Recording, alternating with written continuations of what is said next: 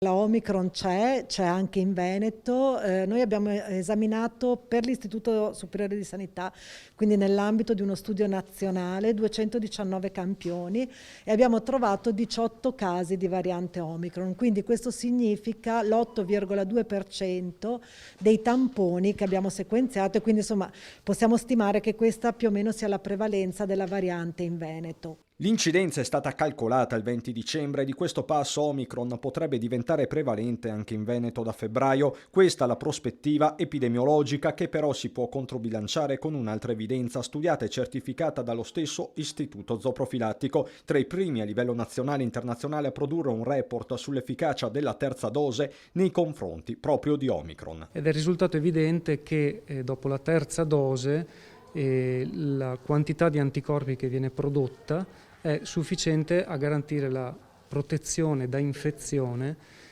almeno nel 75% dei soggetti e questa è un'ottima notizia in quanto ci rassicura che i vaccini esistenti sono ancora molto validi e ci richiama tutti all'ordine. La terza dose va fatta e per quanto mi riguarda anche la prima dose nei bambini va fatta, dato il loro ruolo nel mantenimento dell'infezione.